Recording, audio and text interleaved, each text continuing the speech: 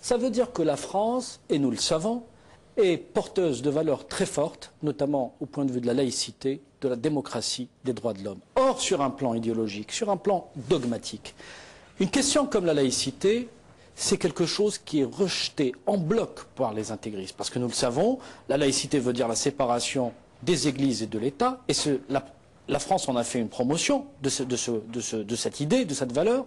Or, pour les islamistes, l'islam est religion d'État, c'est-à-dire qu'il n'y a pas de séparation possible.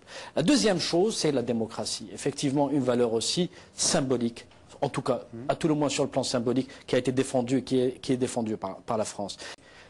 La démocratie veut dire que la souveraineté appartient au peuple, mais pour les islamistes, la souveraineté n'appartient qu'à Dieu et à Dieu seul. Sur ces deux concepts, qui sont extrêmement importants sur le plan idéologique pour les terroristes, rien que pour ces deux concepts, la France devient une cible de fait. Je vais plus loin, si vous permettez. Et quand vous parlez précisément de la séparation des églises et de l'État, se pose le problème de l'identité. Si vous séparez les églises de l'État, vous bâtissez une identité citoyenne. Vous êtes vis-à-vis à la fois de l'État et de la nation, fidèle et loyal.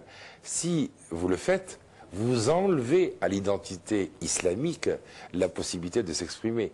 Or, que d'islamistes et de terroristes nous ont dit clairement, si jamais la démocratie, tout d'abord, c'est pour les Occidentaux, il n'y a de démocratie que Dieu, et d'autre part, il n'y a pas de possibilité de citoyenneté, donc de laïcité, de citoyenneté laïque ou de laïcité citoyenne en islam, parce que cela veut dire que vous retirez un croyant à la Ummah, c'est-à-dire à la communauté des croyants.